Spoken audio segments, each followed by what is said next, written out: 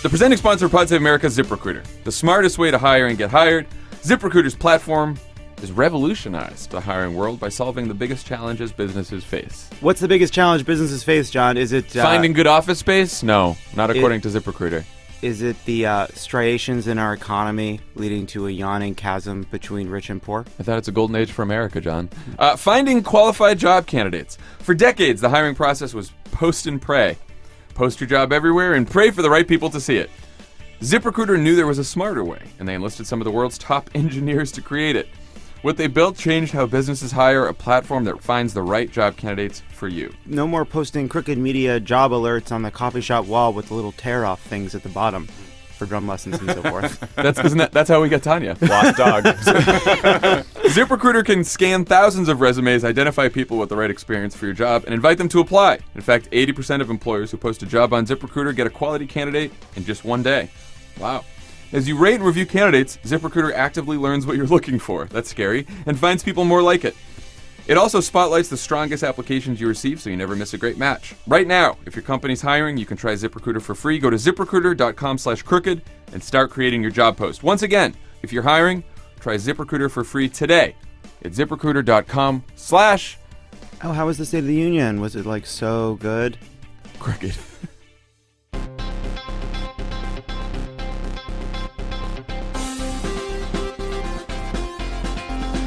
Welcome to Pod Save America. I'm Jon Favreau. I'm Dan Pfeiffer.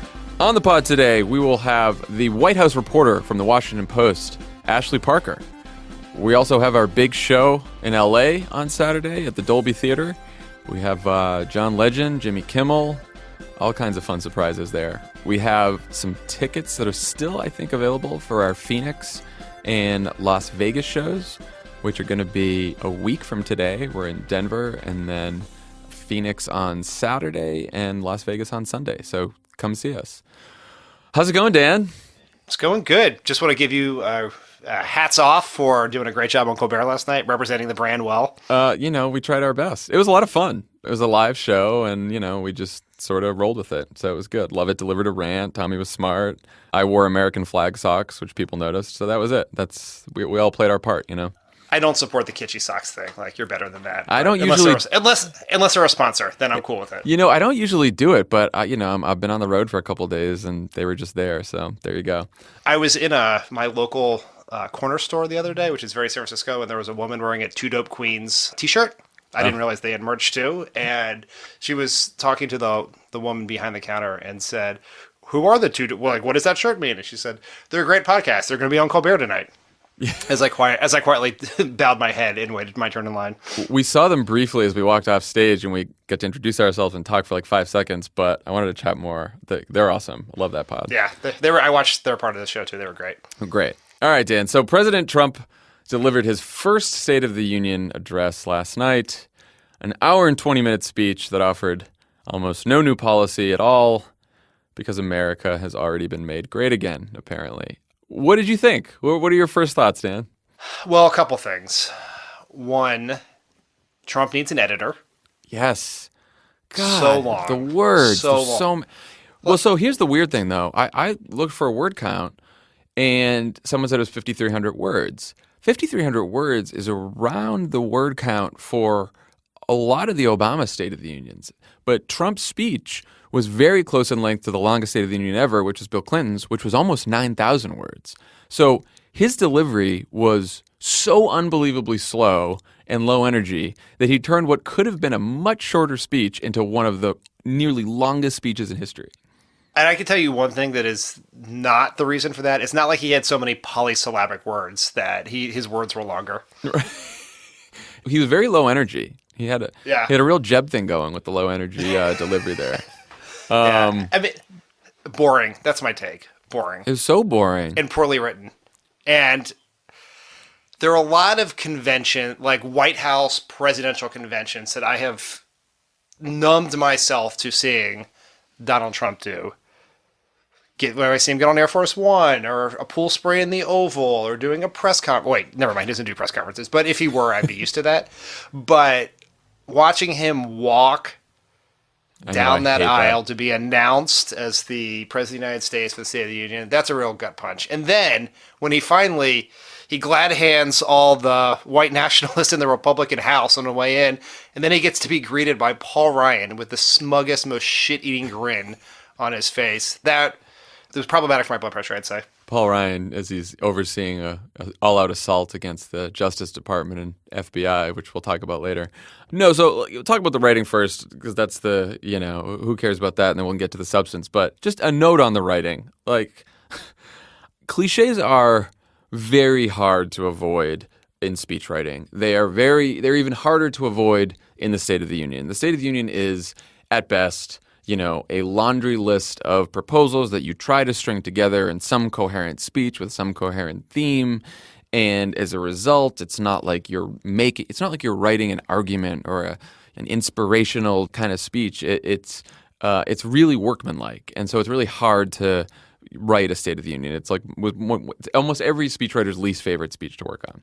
That said, there were so many more cliches and just like hackneyed trite language in this speech than I can remember and I won't even, use our speech as an example, Bush's speeches, Clinton's speeches. I mean, this is like stuff that would make Democratic and Republican speechwriters cringe. Here's a sample of the lines that really did it for me. If you work hard, if you believe in yourself, if you believe in America, then you can dream anything, you can be anything, and together we can achieve anything. We share the same home, the same heart, the same destiny, and the same great American flag. Together we are rediscovering the American way. What the fuck? That was all. That was all a couple sentences, all right in a row. What the hell was that? I mean, do you think he just tried to put all the words on the paper and just forgot to delete some of them? I mean, and they had it's called the New American Moment, which is a phrase, that Hillary had used. And it's like, everyone's like, oh no, plagiarism. I'm like, well, it sucked when she used it too. It's a shitty phrase. It's not plagiarism because they're too dumb to Google it and find out what it is. I mean, we can't talk because we once used the term winning the future without fully comprehending the fact that it abbreviated to WTF. I know. Well, that's the other thing. Now that I am a few years out from having been a speechwriter, you also realize that, like, people need to think of these speeches in a different way. You really need to break away from the usual language that so many other presidents and politicians use. Like, it's so important to do that, especially this day and age when, authenticity is key and people don't want to hear canned bullshit. And, it's funny, like, if there's one person who might be able to do something like that, it's Donald Trump. And instead, he just sat there and read this fairly boring speech. And it's not like I wanted to hear him talk like he does on Twitter because that's fucking scary as hell. But it was a real snooze, That's a good point because, you and I worked either in the White House or in an outside capacity on all of Obama's. And, even if we were just looking at Cody's remarks in the last few years, trying to be helpful. And every year, particularly when I was in the White House, you'd go to that first meeting with the president and be like, we're going to do it differently this year. Yes. Less policy, not a laundry list. We're going to go for 40 minutes. That's the meeting in November. And we never came close to achieving it. A couple of years there, we actually said, and I was suggesting this last night on Twitter, it would be amazing if some future president liberates all of us by giving a 20-minute speech on a single topic that they care about, that they want to make a persuasive argument about, to however tens of millions of people are watching the State of the Union. I think that would probably be more useful and effective and impactful than just ticking off various policies and telling 15 stories about people.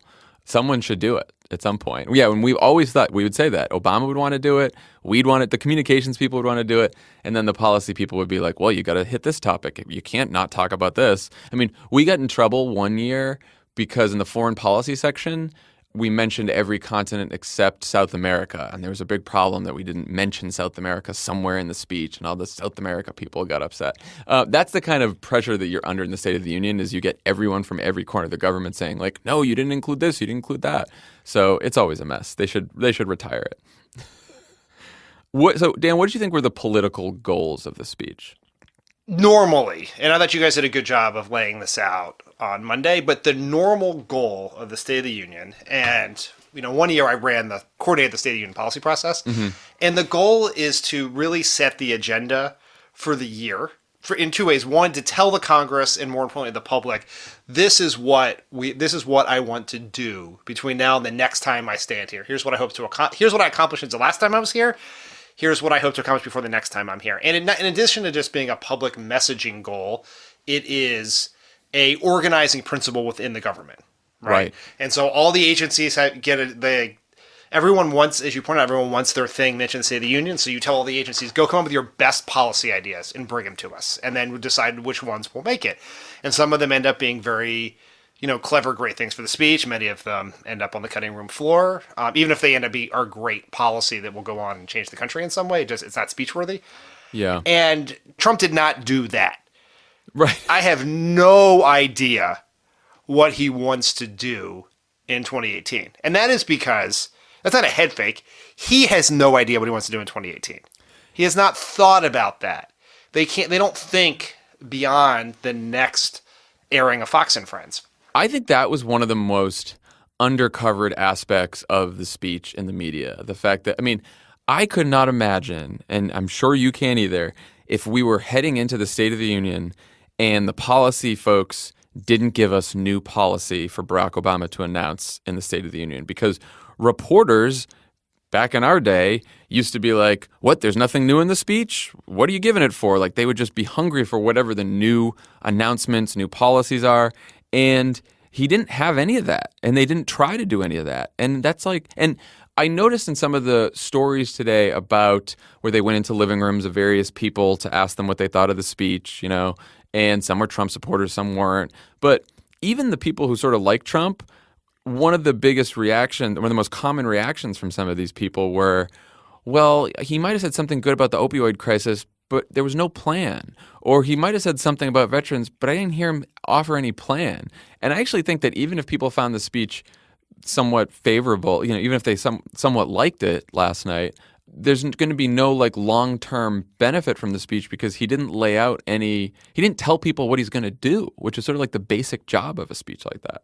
The other thing that people do in this speech is address an immediate political challenge. Right. That's true. Right. Like after in the 2013 State of the Union, which was the last one you worked on, I believe. That's right. From the White House. That was right after Newtown. And so how we were going to address the challenge of addressing gun violence in this country became a big part of it, right? More than just one part of an element. It was reacting to that news. We at times were staring down the barrel of government shutdowns, budget fights, debt ceilings, and use the State of the Union to set the stakes for those fights because it's your biggest audience. Right. And then I would say the other thing you would do is you would try to sell your accomplishments. The economy's getting better. Ignore what you've heard on Fox News. Obamacare is working, and here are the 5 ways it's working. Trump did try to do 2 of those things. One, he tried to sell the tax cut in the context of a roaring economy, even if most of the things he said were factually incorrect. He did use his moment in the sun for that. And he used it to address the looming immigration challenge that is intertwined with the shutdown, with long-term budget issues and everything else to lay out. That was the one place where he did a 4-point plan, 4 pillars, if you will. Right. No, I went through the speech again just before we started recording this to think about what the goals were. It seemed as if the ones that I wrote down were convince people that the economy is booming and that Trump's $1 trillion tax cut for the rich is responsible, convince people that hordes of immigrants may kill them, and then convince people that Donald Trump is some great bipartisan unifier. It seems like those were the 3 main goals because everything else were sort of just throwaway lines. So let's go through each of the big goals there. Let's talk about the economic message that sort of revolved around the tax cut. Do you think this is working? Not just last night, because I think last night sort of ephemeral, but do you think that his message on the economy, both saying that the economy is great and talking about the tax cut, is moving people? Yes, I do. Yeah.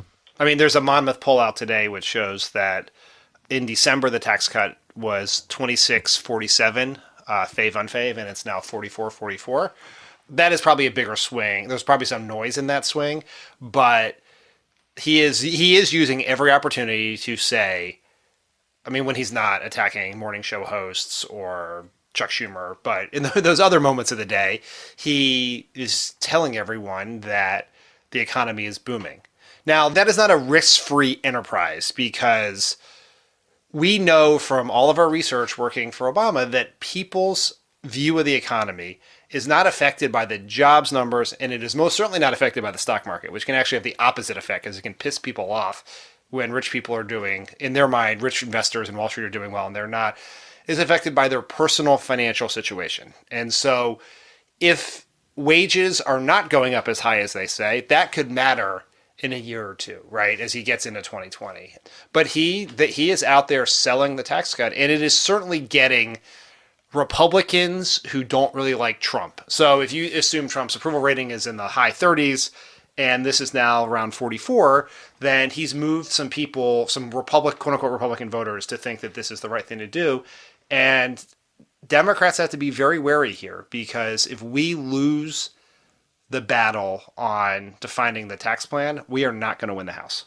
Yeah, and look, I mean, you heard me say this on the Monday pod. Like, this cannot be one of those fucking issues where Democrats are like, I'm a little scared. Like, all the reporters are saying that Trump's strong on the economy, and that's the narrative, and so we got to find other issues. Like, we have to fight this battle, and we have a winning argument here. You know, I just don't think Democrats are. I mean, part of the issue is a lot of times Trump is on a different page than the Republican Party and what they're arguing, mainly because, like you said, Trump's like making fun of talk show hosts and tweeting crazy things, and Republicans are trying to drive a message. But now they're all sort of united on trying to sell the tax cut.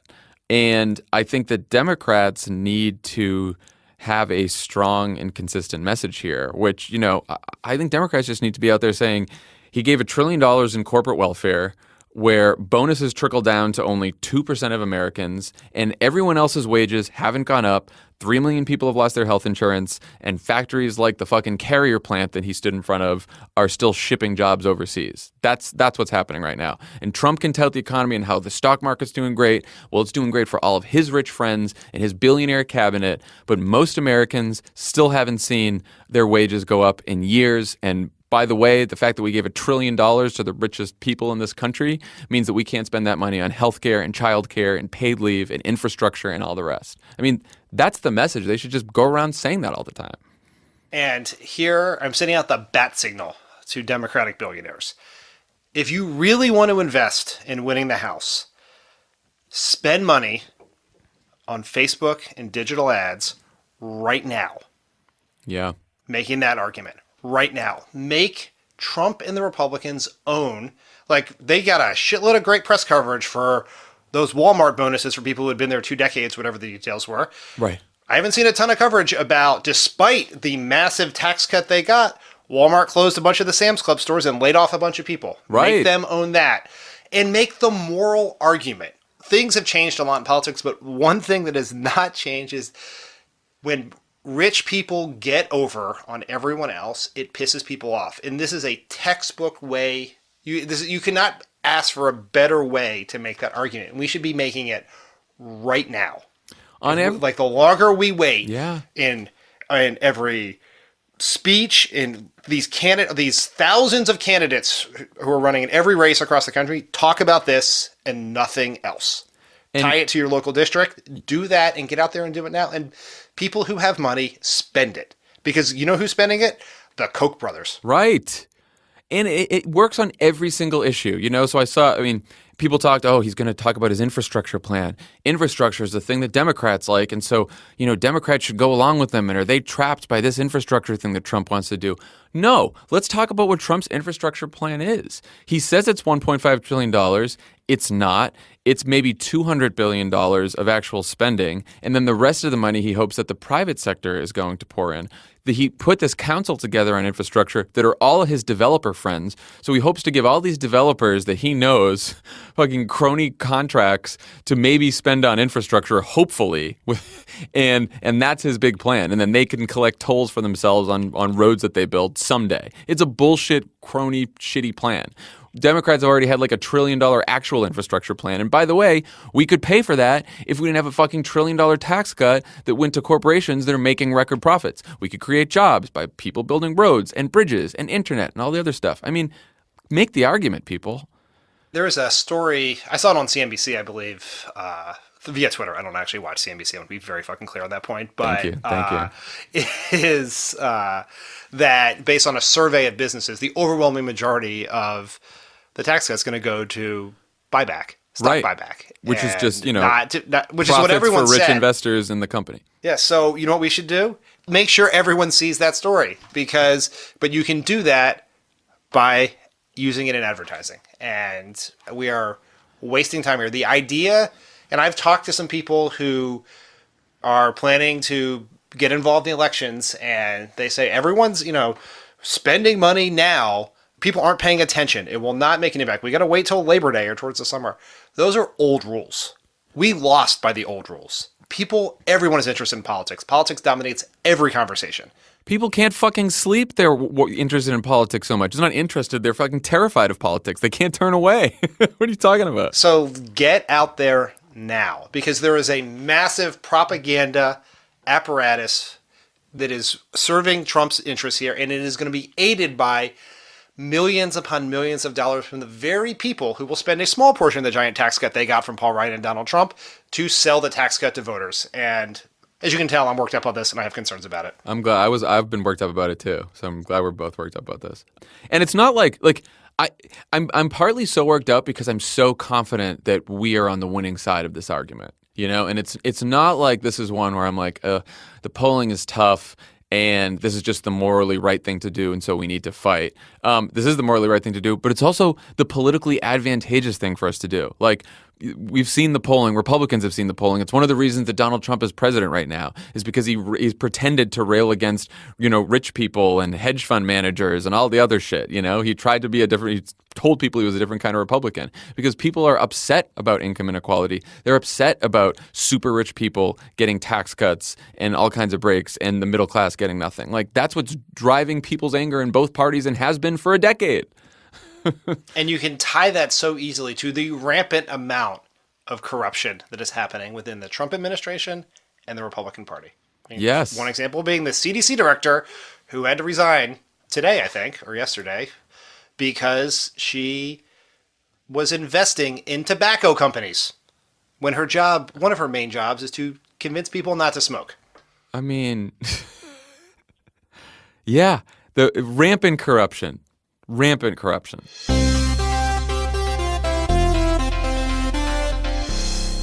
Pod Save America is brought to you by Parachute. This week's suggested theme. What in the world of U.S. politics makes you want to crawl under the covers? What doesn't? I would say the general lowering of expectations for the man leading the free world, that makes me want to crawl under the covers and just kind of weep for the future. We're recording this before the State of the Union, but it's going to play after the State of the Union. But guess what probably happened? I saw, we're recording this before, and I saw those, like, they always do this every year, and it made sense in previous presidencies, but it's like, the staff is finishing the speech, and President Trump is making his marking little it up notes with a black pen. This speech is the longest thing he's read since last year when he read this speech. The only markings of his on the speech are the grease from his McDonald's hamburger. Yeah, it's just... That is the only... Anyway, we love parachute sheets. Went by the parachute store yesterday when we were in I drove right by it too. I almost went in and just tried to grab his... Once again, you guys No, go we to didn't smash and go, you were in New York. Yeah, we went to a restaurant near there. And so you have to drive by Parachute. Anyway, Whatever, visit parachutehome.com/crooked whatever. for free shipping and returns on Parachute's very comfortable bedding and bath linens. They offer a 60-night trial, so if you don't love it, just send it back. Parachutehome.com/crooked for free shipping and returns on Parachute's very comfortable bedding and bath linens. Parachutehome.com/crooked. Pod Save America is brought to you by SeatGeek. SeatGeek. Buying tickets to sports and concerts can be complicated, confusing. True. The other day, I got into a real hornet's nest of buying tickets. Interesting. I don't want to get into the details. Well, I'll tell you what the ending was. You realized that you had the SeatGeek app on your phone. You opened it up, and a couple clicks, taps, whatever they may be. I've got a fever from the struggle to buy tickets, and the only cure is SeatGeek. Suddenly, you found everything very easily. You got the most bang for your buck. And I love getting bang for my buck, John. They helped you identify the right seats with the best value in seconds. Plus, every purchase is fully guaranteed, so you can shop for tickets on SeatGeek with confidence. Make SeatGeek your go-to You're not going to app. show up and it's like, oh, this isn't a ticket. This was a picture of a ticket. No one's going to do that to you. You're not going to show up at the concert and be like, hey, this isn't for a new rock concert. This is a ticket from Lollapalooza 1984. You dummy. You got hoodwinked. You didn't buy it on the SeatGeek. Every purchase is fully guaranteed, so you can shop for tickets on SeatGeek with confidence. Make SeatGeek your go-to app for finding Stop the best shopping with all the insecurities you bring to everything else. sports, concerts, comedy, theater. Comedy. Theater. You uncultured clods. Lovett does comedy. SeatGeek. Did you guys know that? Sort of. Anyway, best of all, Pod Save America listeners can get $20 off their first SeatGeek purchase. You just download the SeatGeek app, you enter the promo code CROOKED. Do you think you get tickets for the Super Bowl between the underdogs and that cheating team from Boston? Okay, I heard you did a rant on Love It or Leave It. I did. Oh, I heard because you told us about Boston. Yep. No one will ever hear it. Too Nope. bad. It was just for the people of Oakland. A couple bozos from Boston. That's promo code CROOKED for $20 off your first SeatGeek purchase. Go download the app today. Okay, well, let's talk about immigration. Immigration was the next one. So here's how he kicks off the immigration section. Tells, open borders have caused the loss of many lives. Never mind that immigrants are far less likely to commit crimes than native-born Americans. And everyone agrees that undocumented immigrants who commit felonies should be deported. But, never mind. Open borders have caused the loss of many lives. And then he offers a deal that would, on one hand, provide 1.8 million Dreamers a path to citizenship, but only if we cut legal immigration to this country by nearly 50% to levels that we have not seen since the 1920s. Why? Why do we need to cut legal immigration in this country? Trump doesn't say. Don't make an argument for it. Just say that the legal immigration system that we've had in this country somehow isn't working and we need to have the amount of immigrants who come to this country. What did you think that meant for the possibilities of a deal on the Dreamers? I think it is very clear that there is no comprehensive immigration legislation that is passing this Congress between now and Election Day 2018. Yeah. Well, what about a smaller deal on DACA or Dreamers?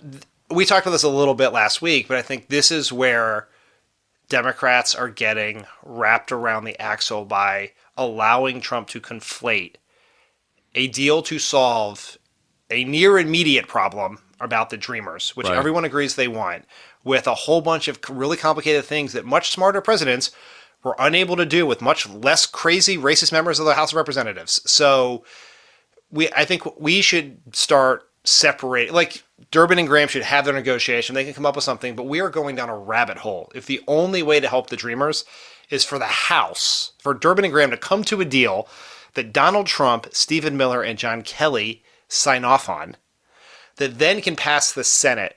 And then the idea that Paul Ryan is going to put that on the floor of the House because he can't not abide by the Hassard rule. There's no way Paul Ryan has the moral courage to put a bill on the floor and allow it, an immigration bill, to put it on the floor and allow it to pass with mostly Democrats, which is what it would take.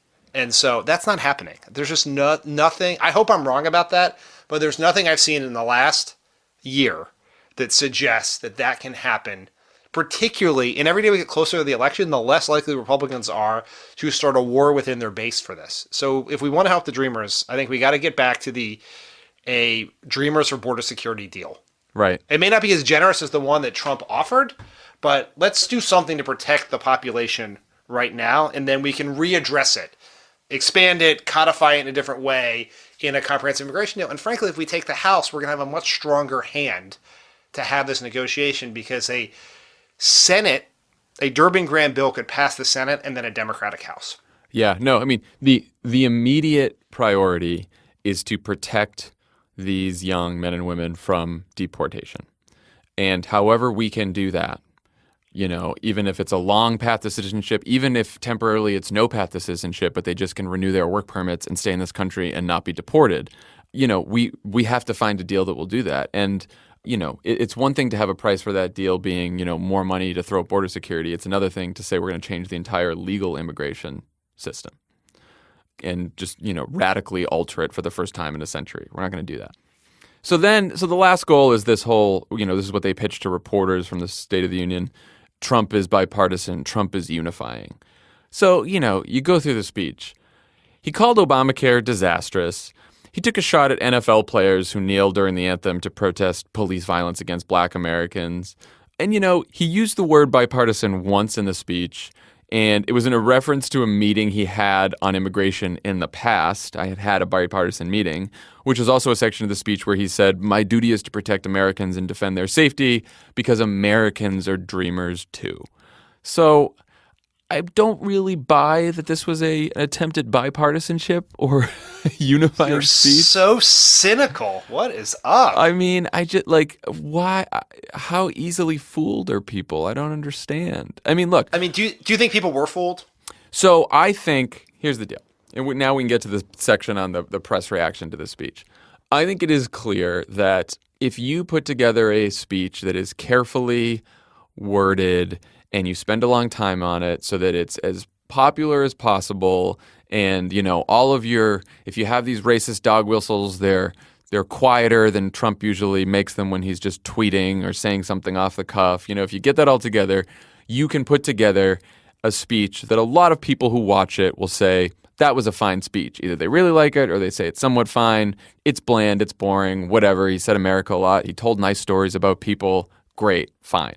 But then it is the media's job to go through that speech and tell people, what was true and what wasn't true, where he said things that he said contradictory things in the past, where he's made promises that he's also made those promises in the past and broken them or hasn't fulfilled them yet and hasn't even tried, like on prescription drugs and some of the other things he did. So that's like the basic role of the media when they're analyzing the speech. It seems as though a lot of the coverage, at least a lot of the early coverage, was based on the White House spin that this was going to be a bipartisan unifying speech. I will say that as the night wore on and we got into today, the new coverage started resembling the truth of the speech, which was that it was much more divisive and partisan than the White House told people it would be. So I do think the media reacted in the right way over time. But we still had a couple initial pundit takes that were eye-rolling, to say the least. What did you think? That's always going to be true, right? Right. We can't. Right. I think the press did a fine job. They did much better Fine. than last year. And in fairness to them, they have a year of data on Trump being an erratic lunatic to do the reporting. Right. He'd only been president for 6 weeks at that time, so maybe it was naive to think he would pivot, but it was still theoretically possible, I guess. I think partially the way this goes is, as you and I know, the White House immediately prior to the speech coming out sends out embargoed text of the speech. All the media outlets take one person and they go away and they write off that embargoed text, the first story, the first one that hits the wire, the first one that hits the Post website, the New York Times website, and it's just on the speech. It's just here's what he said. And that's what happened. And I think all the things, I saw lots of good fact checks. I mean, I can't believe I'm defending the media here, but I saw lots of good fact checks. I thought the analysis pieces in the Times and the Post were right on. Trump says this. We really have no reason to believe he'll actually do it, but this is what he said. Yeah. And I thought Peter Baker's piece and Dan Balz's piece, they were fair analysis. I do know the mentality within the newsroom, which is this is a day, and it has been this way for Clinton and Bush and Obama, where the papers decide they're going to tell you what the president said. We would do a background briefing on the day of the speech. I did it almost every year I was in the White House. I'd bring all the White House reporters in. We'd walk into the strategy speech, and I'd tell them what the headline was. And most of the time, it would be Obama calls for winning the future, or Obama calls for, lays out economic blueprint. And most of the times you get that, and I think they probably thought in our lead story on the speech, we're going to do that for Trump too. And does he deserve that? No.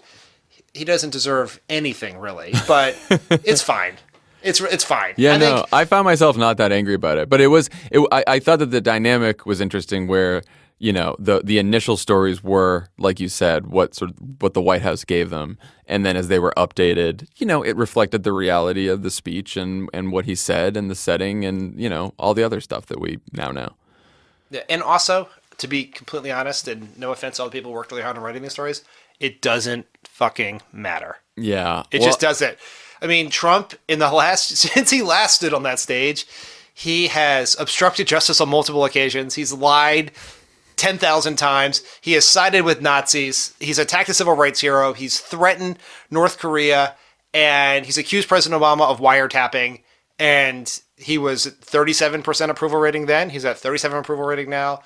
This was an anachronistic ritual we all had to go through, and nothing has changed. Let's talk about the response by Joe Kennedy III, Congressman Joe Kennedy III, friend of the pod. What did you think about the response? What did you think about the speech? When I heard friend of the pod Joe Kennedy had accepted this task, I was very worried for him because many a career has been ruined for this. And I was like, Joe Kennedy, he's a great guy, young. You know, our party needs more young, charismatic figures who were really in it for the right reason. And it was really sad to see Joe Kennedy's career end because he answered the phone when Chuck Schumer called him. And so I was very nervous for him. Does it matter in the end for the world? Like, are we going to tip the balance of the 2018 election based on this? No. But I said this last night. This is the highest wire in politics. I mean, Marco Rubio made an ass of himself. Bobby Jindal made an ass of himself. Many Democrats have made asses of themselves doing it, and he didn't. He was really good. You know, I mean, I know people have some critiques on the use of his chapstick, but he gave a really good, optimistic, unifying message, and he delivered it very well. And kudos to Congressman Kennedy and his team for resisting the usual way, which is we're going to make you do a hostage video and a direct-to-camera in some weird room that was decorated by someone's great aunt. No one should ever do a direct-to-camera State of the Union response ever. A crowd is much better. The setting that he had was much better. No, look, I listened to it last night. I thought he did a really great job. And then when I had time, I actually read the speech over again this morning on my way down to D.C. And I thought it's an excellent speech. Whatever you think about Joe Kennedy, the choice of Joe Kennedy, whatever, every Democrat should look at the message in that speech. You know, even if you don't like the exact way it's written or the wording, whatever, look at the message. I mean, the section that stuck out at me the most is when he talked about the Trump administration. He said, for them, dignity isn't something you're born with, but something you measure by your net worth, your celebrity, your headlines, your crowd size, not to mention the gender of your spouse, the country of your birth, the color of your skin, the God of your prayers.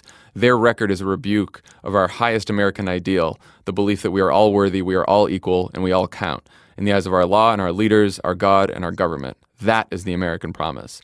I thought that was maybe the best indictment of Trump that I'm surprised that no other Democrat has really landed on, which is this guy. It sort of combined Trump the plutocrat with Trump the valueless celebrity. And so it's this sort of populist critique of Trump, both economically and culturally, in contrast with like the founding ideals of America. And I think it's a good contrast. And it's a good indictment of Trump, and you can do a lot with it. I mean, you can make that economic argument. You can make some of these social and cultural arguments. You can make the like Russia subverting our democracy argument. You can make a lot of it, those arguments within that message frame. So I was really impressed by it.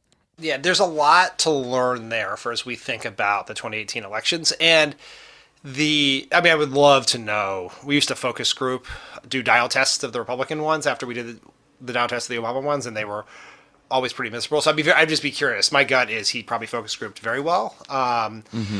But you know, there is a thread that runs through why that speech worked last night, why Doug Jones won, and why Ralph Northam and that whole ticket won, which was they managed to find a way to offer a unifying message in a progressive frame. Mm-hmm. And because unity can sometimes be mushy middle centrism, mm-hmm. and that's terrible. That does not work, and we should not do that. I would say that his was even sharper than Jones or Northam was in their messages. Like it was a sharper critique of Trump. I mean, it was a liberal critique of Trump, but it was sort of cloaked in a more unifying language. It's very similar. I mean, this is the most trite thing any Obama people say, but right.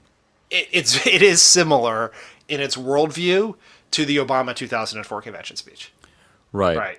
Which was also given at a time when people were massively divided and frothing in anger at a president who had taken us into a ill-gotten war and done, horrible things. And he tried to separate the American people from the polarization in our politics. And I felt some of that in what Representative Kennedy was doing. And I think that's something to really think about. Yeah. And he updated it for the times. And I think every Democrat, if you do look at that speech, you can't take Joe Kennedy's language and talk like Joe Kennedy, and you can't talk like Barack Obama. You have to put it in your own voice. And like you said, you can't lose that the central challenge of our time is, economic inequality and the challenges posed by globalization and jobs and wage and stuff like that, and who's responsible for that. You can't lose that, but you still have to somehow find these unifying themes that can tie it all together.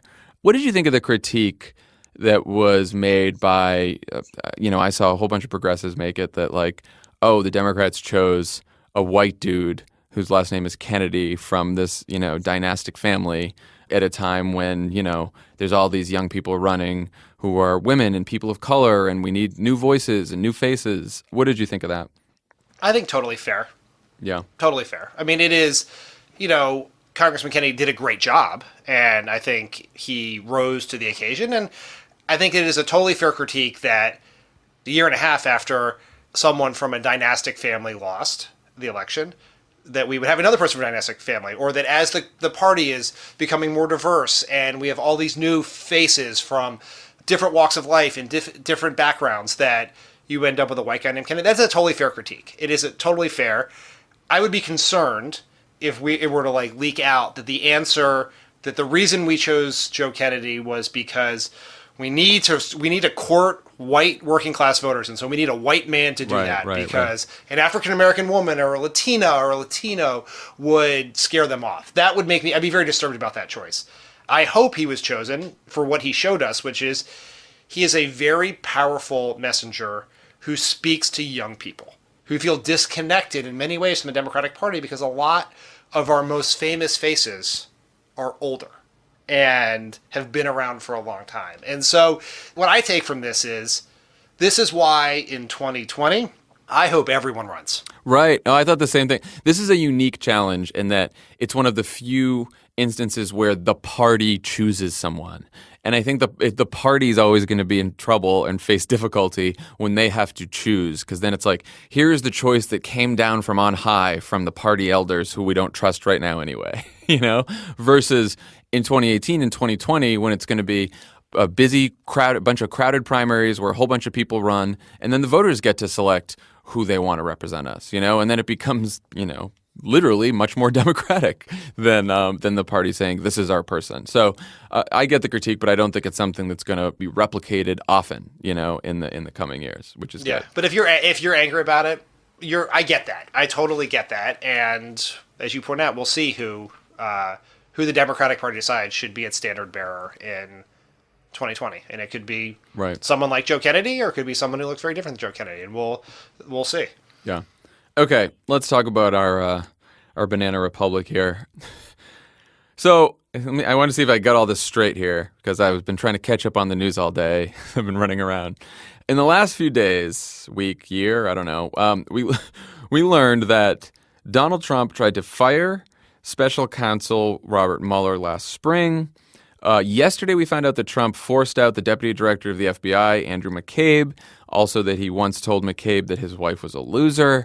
We also found out that Trump has been floating the idea with friends that he might actually prosecute Mueller, prosecute the man investigating him.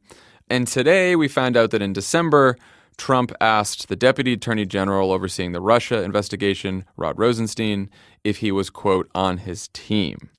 So that goes in the Trump obstructing justice in as many ways as he can category. In the other category, we have the chairman of the House Intelligence Committee, Devin Nunes, with the full support of Speaker Paul Ryan, has basically opened an investigation into the FBI and Department of Justice in order to protect Donald Trump. Nunes has written a memo that supposedly shows that the FBI and DOJ got a court order to approve surveillance on former Trump aide Carter Page based on nothing but the infamous dossier. Reporting says this is not true. The FBI, which is led by Trump's hand-picked FBI director, released a statement today saying that it's not true and that releasing the memo is dangerous. The Department of Justice, led by Trump's hand-picked attorney general and hand-picked deputy attorney general, says the release of this memo would be extremely reckless. What do we do here? What is going on, Dan? First, this is an insult to banana republics. I mean, if this was happening in another country, we would unceremoniously mock them and then be deeply concerned about the state of their government. Ugh. And I mean, it's terrible. And honestly, there's very little we can do. We control nothing. Yeah. You can't get 60 votes to do anything that would help protect the Mueller investigation. I mean, Paul Ryan has just decided that he's going to obstruct justice at every opportunity. He could give two shits about the rule of law in this country. Like, he went and did a press conference about the release of the Nunes memo because he was clearly feeling sad that people were being mean to him about this. Right. So he went out and he's like, this is an important thing to do. Sunlight is important. And then people were like, what about the Democratic memo that you won't release? And he said, I'm not taking questions anymore. And he's like, we should separate this from the Mueller investigation. Right. Focus only on that. It's so, like, that's the whole point of it. It is a gambit to give cause to Trump to fire Mueller. And if Trump is unable to do that, because sometimes he can't tie his shoes in the morning, then it will at least create a permission structure for Republican congressmen and Republican voters to dismiss whatever Mueller's findings are when they come out. And so we can just pretend like it never happened and we can all go on with our business of governing this country very poorly. How far do you think Democrats should go and what tactics should Democrats use in trying to protect Mueller's job? I mean, again, we're in a situation where there was bipartisan legislation in the Senate, a couple different bills. Lindsey Graham authored one, Tom Tillis authored one that would protect Mueller from being fired by Trump. Like, do we use our leverage? I saw someone float that, Democrats should use their leverage on government funding again, like we did with the Dreamers to protect Mueller. I don't know. What do you think about that? I think we need to draw more attention. There are a couple of things about this. One, I'm pretty convinced that Trump is probably going to fire Mueller. And even if he doesn't, Mueller is going to present his findings to Congress in some sort of report, but he's going to just lay out in great detail the multiple ways in which Trump obstructed justice, his campaign colluded with Russia in some way, shape, or form, were involved in massive amount of corruption, money laundering, all of that. And Paul Ryan will put that in a stack of reading with all the other bad stories about Trump and will not get to it until after the election. And it won't matter. And so what we should just do is just win the fucking elections and then do real investigations and find out what actually happened here to buttress what Mueller did. Yeah. But I do think that we are barreling towards a constitutional crisis. Yeah. And some Democrat, there are many candidates for this, but should grab the floor of the Senate and not give it up for 24 hours, 36 hours, much like Rand Paul did on surveillance in 2013, and call for a vote on the bipartisan legislation to protect the Mueller investigation. We should at least, I don't think that's going to move Mitch McConnell, who doesn't care about anything other than the accumulation of power, but it will draw attention to it, and we should force both Republican senators and Republican House members to take a stand on this legislation. And if you think Trump should be able to fire the person doing the criminal investigation into him, then let's take that case to voters. Yeah, I mean, look, I have a hard time with this too because, you could look at any poll and voters care way more about the economy, way more about healthcare than they do about Russia. But this has reached a level that this is not about Russia. If Bob Mueller comes back and there are no crimes connected to Russia, but there are crimes of obstruction, which we're seeing out in the open right now, that to me is like this is a president that is like waging war on the Department of Justice and the FBI. Like, this is about the rule of law. This isn't even about Russia anymore at this point. Like, this is outrageous. And at some point, you're right. Like, it's barreling towards a constitutional crisis. If he gets away with it now, if he gets to shut down an investigation into himself, into his own administration, then like think of what he'll do next. Think of what he can do next with the Department of Justice. Think of what he can do next with the FBI. Like the corruption knows no bounds. And like I do think that voters care about that. Maybe they don't care about what's going on in Russia. Maybe they don't care about some Russia thing, but they certainly care if the president of the United States is decided that he is above the law and could do whatever the fuck he likes and just fire people and get rid of law enforcement if they're investigating him and do all that kind of stuff. And Democrats should run on this, but not in the world. I mean, yes, you can talk about Russia, but the Russia thing is a little bit of a red herring, no pun intended, for the massive destruction of governing norms in this country. Right. And we mentioned this on previous podcasts, but Democrats need a 5-point plan for how they're going to codify the governing norms in this country, right? There's some pretty simple things. Like one, you could this law to prevent President Future from firing special counsels who are investigating them. You can make the president subject to the Hatch Act. You could close the loophole that allows the president not to be subject to the ethics rules that every government servant is subject to. You could make the House open a FOIA so we could find out whether Devin Nunes was coordinating with the White House. There are some very specific things, and we should make a case about that, which is part of a fixing Washington agenda. Right. To your point, right, let's mix it with the corruption, which ties to the tax cuts. And I think the corruption tied with Trump and Republican members and billionaires enriching themselves at the expense of taxpayers is a very powerful message. And there's history that it works. The other thing I'd say about the danger of this is, here's the thing. Hillary Clinton made a very dumb mistake by using her personal email server and getting herself under FBI investigation. And that was done by a non-politicized FBI. We can talk about how Jim Comey addressed it, like his letter, which probably tipped the election to Trump, all of that.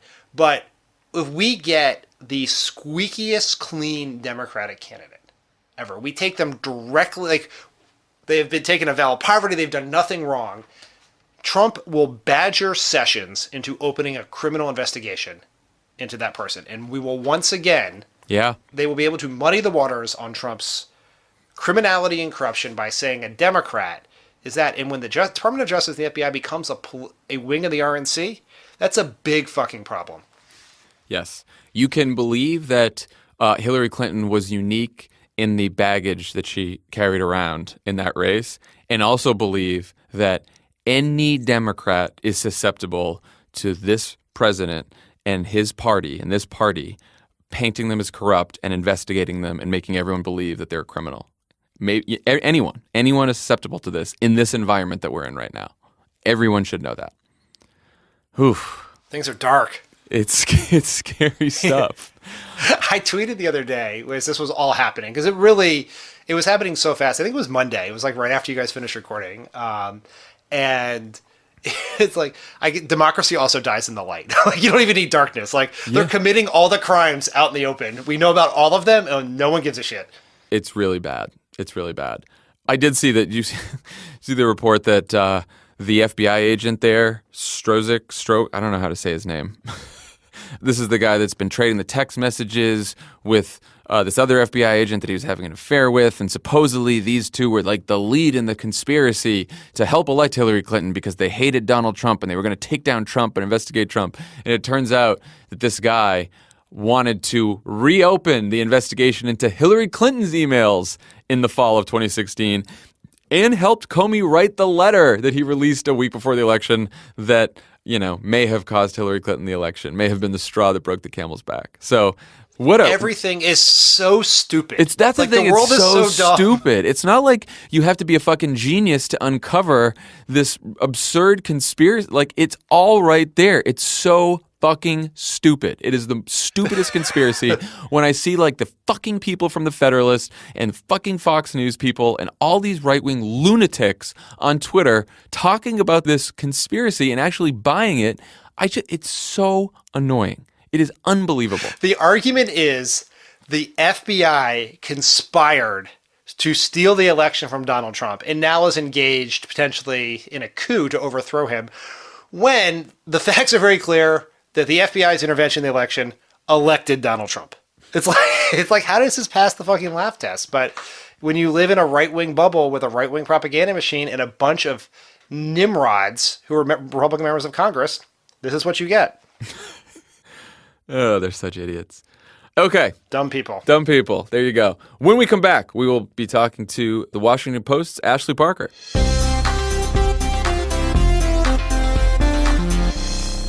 Pod Save America is brought to you by Sonos.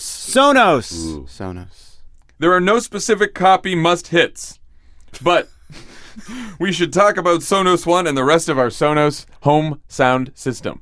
Okay. As we've done many times. I bet we love sound Sonos. great on Sonos right now. Yeah. I'll tell you what's going on. I'm going to do you guys a favor, which is I'm not going to say the name that you say to activate the Sonos One. Yeah, because you've been the doing last that a time, lot. I'll tell you. So last time I said the name of who you activate, what happens, and I said, I said the name and I said call mom, and it was very funny until somebody tweeted at me and said my Sonos One just called my mother and we're estranged, and so I felt a little guilty about that. Gee, how could you see that coming? The point is, I wonder what the chances were of that happening. I've got a play base under my TV. I got a Sonos One in the dining room / Settlers of Catan room. I got another Sonos going in the bathroom because, you can hear the podcast moving through the house. You put them on in the shower. All of a sudden, you're listening to a great podcast in part of your morning Yeah, routine. it's very convenient. If you have a friend named Alex, you should be like, Alex, I'm going to call you and we're going to chat. A whole bunch of Alexes just got called. Who knows? Well, he didn't say. He didn't works. say- He didn't left the say. space. He left the space. That's right. Oh, that's very good. Anyway, we all love Sonos. The easy setup is also a highlight, and it's fixed very easily, Alexa, too. volume up. Anyway, go get some Sonos. Go on their website, find one you like. Alexa, volume down. Perfect. I fixed it. Sonos and Pod Save America is brought to you by the Cash App. The Cash App. Oh my goodness! Did you guys see that Jose Andres? They dragged him out of Cafe Milano by the scruff of his neck, threw him in the gutter because Ivanka was inside, and she said, "Get this guy the hell out of here." We are obligated to say that Ivanka has denied the story, reached out to But Jose on the Andres. other hand, Ivanka is a lying fraud. It was a no. weird case of maybe self-generated fake news that everyone just ran with. Jose is today giddily. saying that now it's someone close to Ivanka had him kicked out. The bottom line is, a couple of big, brawny guys, they grab Jose Andres by either side of his shoulder, they bring him outside, and they say, "You get the frig out of Cafe Milano. We don't want you here. We don't want you and your paella that helped thousands and thousands of Puerto Ricans in this place. We don't want you. This is a place for Trumps and Trump acolytes only." And he said, "That's not who I am. That's not who I'm going to be." And they said, "We don't care if you're going to stand up for your values because here at Cafe Milano, it's Trump or nothing." My only point in this story is if Ivanka Trump was totally removed from the story and all Trumps were removed from the story, it's still a horrible story. Jose Andres goes wherever Jose Andres wants. The man's a treasure. I don't really Anyway. know what happened. For the record, everything I just said, I don't know what happened. Anyway, because of all you guys, I'll bring it back. Because of all you guys downloading the Cash App, so much money was donated to the World Central Kitchen, which is Jose's organization that has fed more people in Puerto Rico than FEMA over the last several months since the hurricane. And now our new organization that Cash App is donating to on your behalf is Time's Up, which is providing legal defense to women who are sexually assaulted and harassed in the workplace. So good causes all around. Download the Cash App. Type in the code PODSAVE. That's $5 to you, $5 to Time's Up. And, it's the easiest way to pay people back. So just download the Cash App. We're not using the other apps anymore. End of that. On the pod today, we have White House reporter from the Washington Post, Ashley Parker. Welcome back to Pod Save America, Ashley. Yeah, thanks for having me back. Slow news day. Let's start with the State of the Union, which I think happened last year.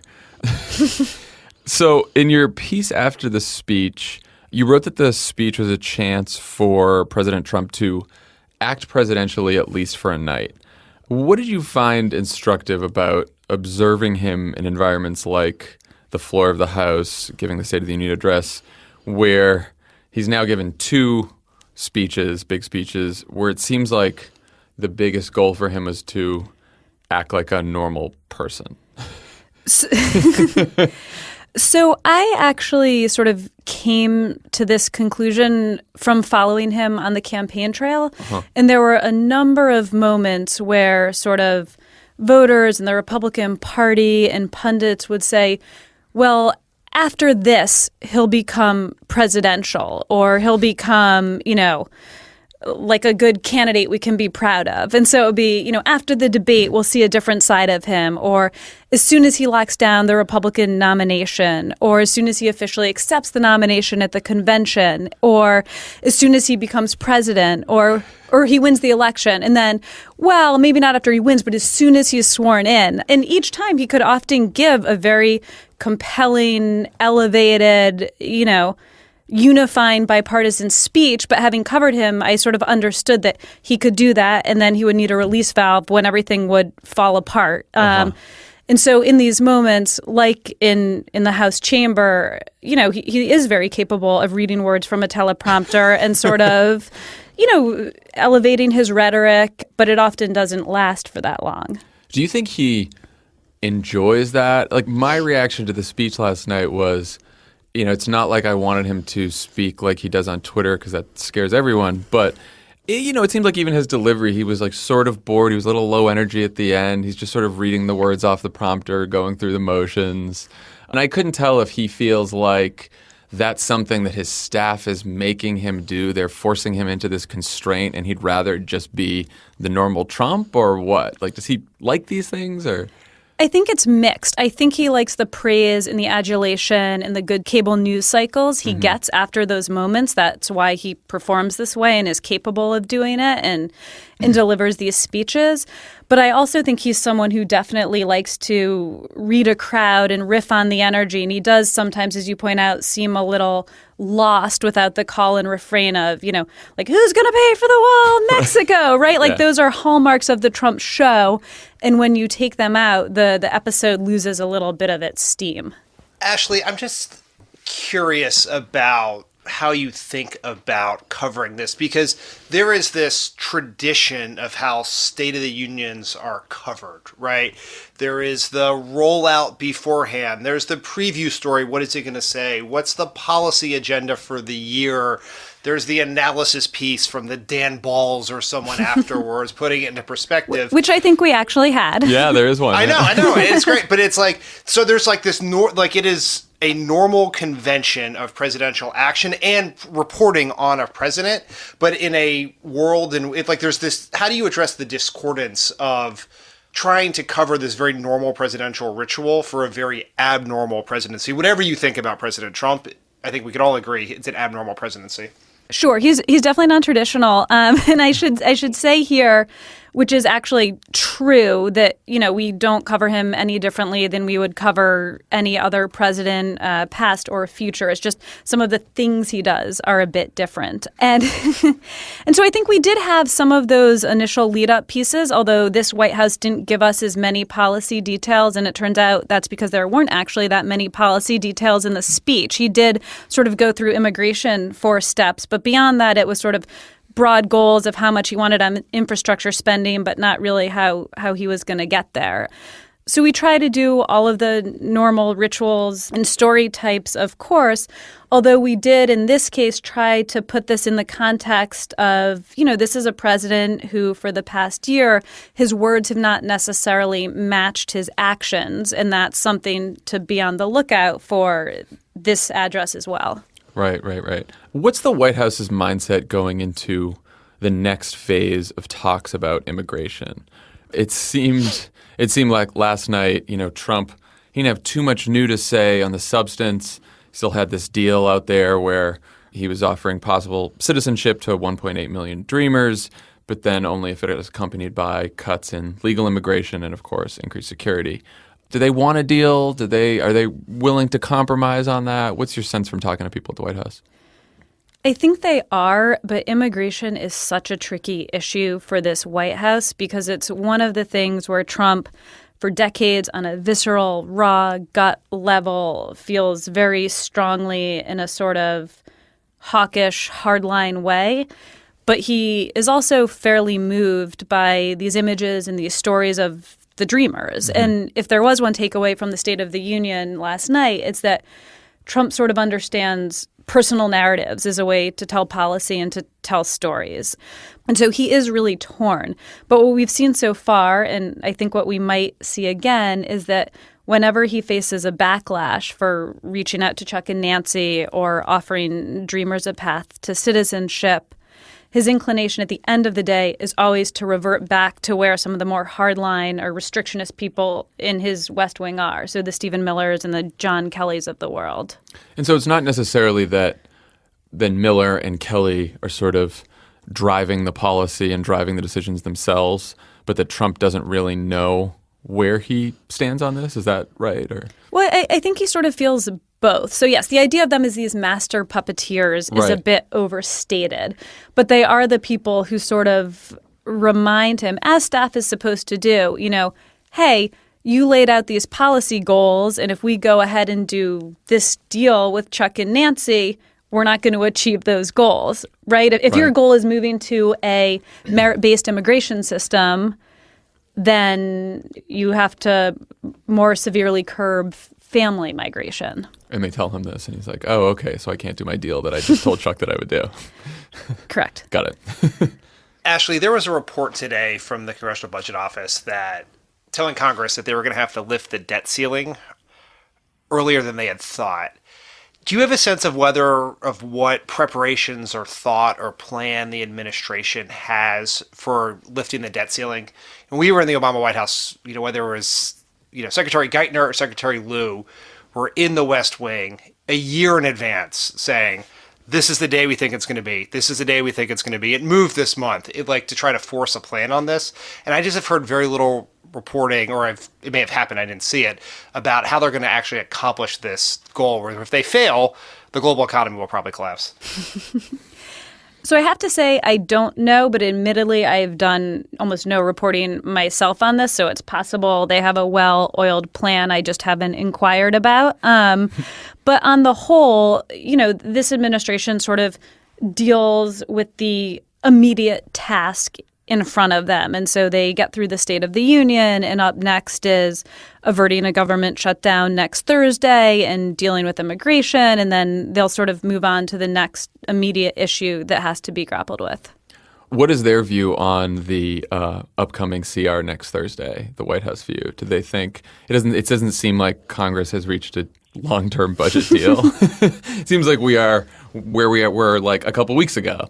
And does the White House expect a shutdown? Do they expect that everyone's just going to pass another CR? What's the thinking in the White House on that? I mean, I think they correctly understand that it feels deeply tied to whatever happens on immigration. Right. And they think in some ways they're in a good position in that this deal currently on the table, or this framework at least, is, I think any reasonable person could admit, quite generous towards dreamers. It's way more than the number of people in the DACA program. And I think they think the Democrats will be in a tough political position to turn that down. Got it. Let's talk about the Mueller investigation. A lot of news on that today we're trying to work through here. There was a report that Devin Nunes may have, or he didn't answer a question. He wouldn't answer a question about whether he worked with the White House on this memo that now the FBI and the Department of Justice have asked him not to release. Do you have any sense if anyone in the White House was working with Nunes on this, if they were behind some of this? So as we record this podcast, this is something we're literally chasing. Uh-huh. So I don't have a great answer. I will say if you look at sort of past behavior, Devin Nunes is someone who got in a little bit of trouble last year when he basically held this press conference to announce with great breathless fanfare that he had discovered all sorts of inappropriate unmasking. That was something he had overstated, and it turned out the way he had discovered this was he had been escorted on to White House grounds, and White House officials had showed him the details. So he's certainly worked with the administration in the past to help their cause. And oftentimes just having cover politics, you being in politics, a non-answer is sort of your answer. But again, I don't know that definitively. Got it.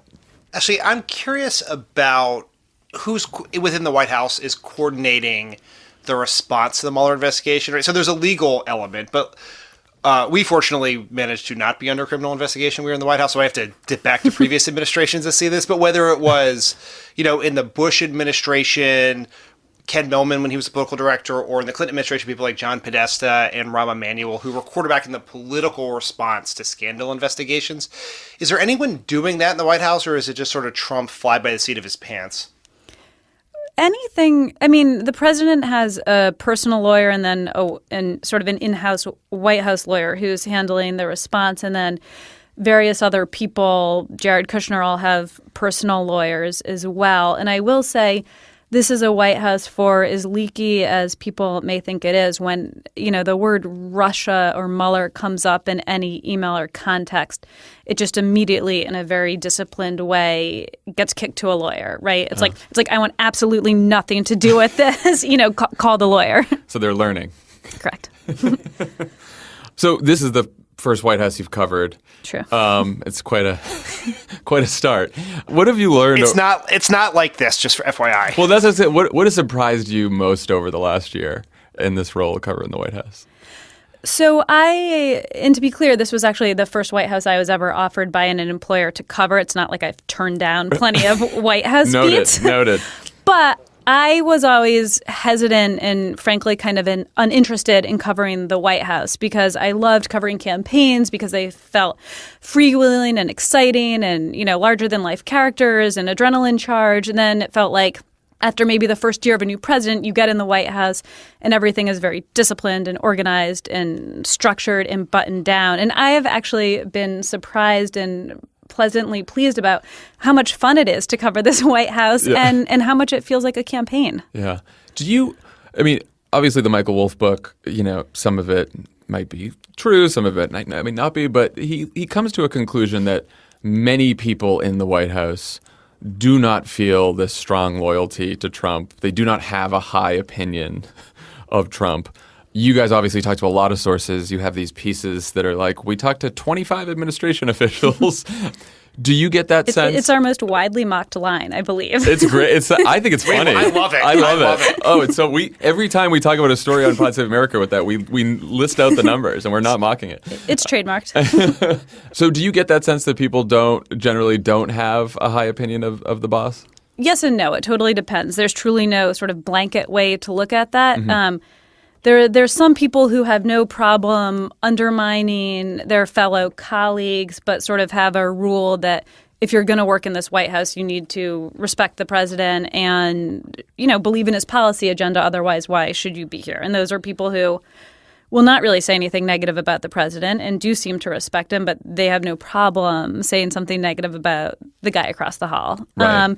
And then there's some people who sort of are there in a God type complex of, this idea sort of that they can protect the nation from what President Trump might do in an impulsive moment. And that sort of attitude is, we get all this criticism, but you don't see the tweets he didn't send. Right. Or, you don't see the bad decision he didn't make or, we're the reason he's still in NAFTA.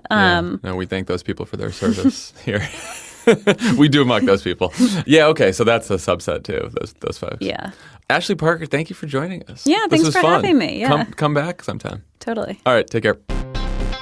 Thanks again to Ashley Parker for joining us today, and I'll see you, Dan, in LA on Saturday at the Dolby Show. Yeah, I'm super excited for that. Hallie's coming. It's gonna be a party.